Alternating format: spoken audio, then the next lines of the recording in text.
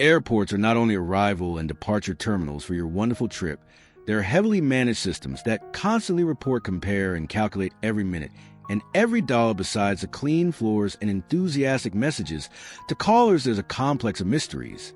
Concealed from the outsider's view, from purposely obscured charges and sequences of fare manipulation to unobtrusive spying methods in the nuts and bolts of airport operation. Airports and airlines have mastered the science of creating the illusion that travelers are fully in the driver's seat, when in fact they are not. So what's happening beyond the boarding gates?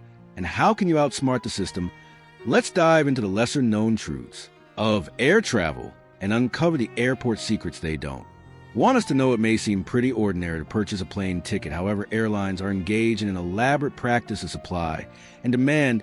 It can also be described as a phenomenon by which ticket prices often vary, sometimes even within a day, depending on conditions, such as the number of available tickets, hours, and the device you're using to search. For instance, airlines know that business travelers are more likely to book flights on weekdays and from desktop computers, so ticket prices might be higher for those users. Meanwhile, weekend searches for mobile devices may yield lower fares, targeting more price-sensitive leisure travelers. Websites also follow your activity through cookies, and if you type the flight number repeatedly, the system gets that the price may be raised slightly with the intention of making you choose the service urgently, since the price may be raised even higher. Avoiding such a trick can be done by closing the cookies of the browser or by using incognito mode. Another such trick is geo-targeted pricing. For instance, if you're searching from North America or Europe, you will view shortly higher ticket prices than if you search from a country in Asia or Africa. Smart travelers use VPNs to mask their location and look for the best fares, and the mechanism to do so has been explained above. Timing is another critical factor. Airline data reveals that prices often drop on Tuesday afternoons as airlines adjust their inventory after the weekend rush. However, the ideal time to book can vary depending on the destination, and season. Booking too early or too late can cost you. The sweet spot is often around the days before departure for domestic flights, and a bit longer for international trips. Standing these pricing strategies can save you hundreds of dollars in the airline business. Overbooking is common knowledge, and perhaps one of the most contentious issues. Carriers offer more tickets than the number of seats available on an aircraft because it is expected that a percentage of the buyers will not use their seats, either canceling their purchase or simply not showing up. The strategy enables the airline companies to reap high revenues and guarantee that every flight they make is fully booked. But when there are more people than initially deemed to be on the bus, disruption is noted. If a flight is overbooked, airlines will first ask for volunteers to give up their seats in exchange for compensation such as vouchers or travel credits. When not enough people volunteer, the airline will start bumping passengers involuntarily. What a lot of travelers are not aware of is the fact that they can get a fairly large amount of money in the form of compensation each time this happens. For instance, passengers in the United States are entitled to up to $1 in cash if they are denied boarding as a result of overbooking. The longer duration of delay, airlines employ predictive models to identify who gets to be tossed out, and that is typically those with the cheapest tickets or no status. One more tip is to check in early and have elite status. Both factors can lower your risk of being offloaded. If you are in this position, always be particular about cash reimbursement rather than vouchers. There are usually strings attached to vouchers, which can entail that a voucher is valid only during certain periods of the year. Low-cost airlines have disorganized the travel market, and we can now travel at cheap prices. The problem is at the cheap price comes with one or two strings attached to these carriers. Deconstruct services that used to be encompassed in the ticket cost, and users are charged separately for carrying bags and selecting their seats, right up to having their boarding pass printed. Nevertheless, while ticketing options such as a dollar flight may at first appear inexpensive, charges for checked baggage, adequate space to stretch your legs, and a sandwich add up the price of an average flight ticket. Baggage fees are a major revenue stream for low-cost airlines. While traditional airlines often include a free carry-on and checked bag budget, carriers charge for both, and the fees increase if you pay at the airport instead of online. Measuring your bag carefully is crucial, as exceeding the airline's strict size limits can result in hefty fines at the gate. Seats are another undeterminable expense, in that people will choose a more expensive seat even if they know it isn't better. Low-cost companies do not guarantee the selection of particular seats, and if desired, it can be done for $1 to $1 per seat. Some passengers may be grouped in a family or a group while others may well be separated even if they book seats together. Unless they are willing to pay a bit more on board, you won't get free soft drinks, and snacks, sometimes water too, is not free. So while on your travel, packing some food and an empty water bottle for instance to be filled once on the other side of security is cost-effective. Priority security lanes have been advertised as a means of clearing the line at the security checkpoint, but they are not always effective in that regard. They're usually lanes just like normal ones, but during some peak hours they get as congested as the normal ones because they join at some checkpoint systems like TSA PreCheck or Global Entry are relatively efficient, but they can also be significantly slowed down by a lack of staff or increased passenger numbers. Profiling criteria are also used by airports to screen some passengers for further scrutiny. While some people will be chosen at random, others will be targeted based on things like buying one-way tickets, making a reservation last minute, or even the passenger's behavior. This process is quite random and becomes annoying more so to the passengers who are rushing for one reason or another. For frequent flyers, investing in programs like Clear, which uses biometric data to expedite the security process, can make a significant difference. However, these programs come at a cost, and their effectiveness varies depending on the airport. The sight of an empty luggage carousel after your flight has landed is a sinking feeling every traveler dreads. Despite advancements in tracking technology, lost baggage remains a common issue. One of the two baggage handling systems is a centralized system that sorts thousands of bags per hour, and most airports utilize it. A problem is routine, as an incorrectly read barcode can make your luggage arrive in the wrong city or on the wrong continent.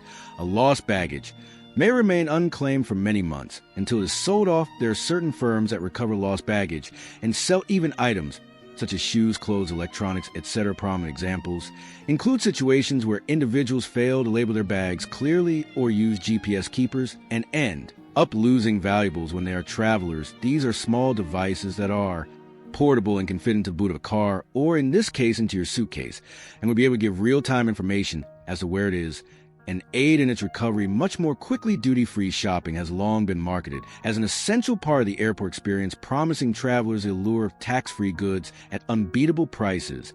The idea of snagging luxury items, perfumes, alcohol, or souvenirs at a discount is tempting, and for many it feels like a reward for enduring the stress of travel. However, the reality of duty-free shopping is far more complex and often less lucrative than the glossy advertisements and sparkling displays suggest. This can in theory lead to a lot of money saving, but the reality is that many duty-free shops jack up their basic prices to absorb the expenses of trading in expensive airport locations. Airport retail rental costs are significantly high owing to the one-of-a-kind opportunity to capture customers' attention and wallets, and these costs are borne by customers. For instance, although a bottle of luxury whiskey is exempted from taxes, the base price is usually way higher than that of a bottle of whiskey in your neighborhood liquor store, or even online. Of course, their loss in taxes is kind of compensated for by the markup done on them. In this particular case, one of the most deceptive aspects of duty-free shopping is the assumption that you're always getting a deal simply because of the tax-free label. In reality, the savings vary significantly depending on the destination, the item, and even the currency exchange rates. A luxury handbag purchased in a duty-free store in Asia might cost less than in Europe, but only if the exchange rate works in your favor and the retailer hasn't significantly marked up the price. Savvy travelers who do their homework often find that shopping locally or online yields better deals than relying on duty-free stores. In conclusion, it is often entertained the idea that there is good economic value for products offered, even though there is less savings on the prices the next time you gear yourself up for those shiny shelves. And free from tax, Logan, spare a thought about whether the cost listed is justified. They might help you learn that the cheapest price you can pay might be to turn your back on the shop and spend your money on a more valuable purpose where you are going. Airports are among the most heavily surveilled places in the world, with advanced technology tracking nearly every aspect of passenger movement. While this surveillance is vital for security, it also serves commercial purposes, often at the cost of passenger privacy. From facial recognition cameras to Wi-Fi data mining, airports are collecting more information than most travelers realize. Cameras with facial recognition features cover the passengers from the time they get to the terminal. These systems use together with unique identifiers while boarding replace traditional documents, but they pose a threat to privacy. Biometric data is stored in databases and can also be transferred in numerous agencies without precise permission. Airports use Bluetooth beacons and sensors to monitor foot traffic. Smartphones emit signals that reveal how long passengers spend in security line shops and waiting areas. This data helps airports optimize layouts, but is also sold to retailers who use it for targeted advertising. Another source of data mining includes access to public Wi-Fi networks in airports. Most networks make the user accept terms that enable the networks to obtain browsing history, email addresses, and location data. It is typically disclosed advertisers or used as part of loyalty programs to create a profile of a consumer. If you have seen ads linked to your travel after connecting to airport Wi-Fi, this is why this happens. Airports are vast data ecosystems designed to ensure safety and efficiency, but also to profit from your information. Understanding these systems helps you navigate the trade-offs and protect your privacy while traveling. Airport lounges, long considered exclusive havens for first class and business class travelers, are more accessible than many realize. With some insider knowledge, almost anyone can enjoy their perks, turning the chaos of airports into a more relaxing experience. Most airport lounges sell one-day passes to the public, an average of $1 to $1 for economy class travelers on the move. However, Lounge Buddy and Priority Pass make it easy to locate lounges and make bookings with the best available rates. More convenient, such passes are essential, especially for travelers with long layovers, as they cost nothing and offer showers, food, and comfortable seating beyond the main lounges. Many airports house lesser-known ones for military personnel, airline employees, or membership clubs during off hours. Some of these lounges may allow paid access to regular passengers. Researching online or asking airport staff can reveal these hidden gems rather than having lounge access based on flyer tier. With their airline, frequent flyers with status usually get access through global alliances such as Star Alliance or One World.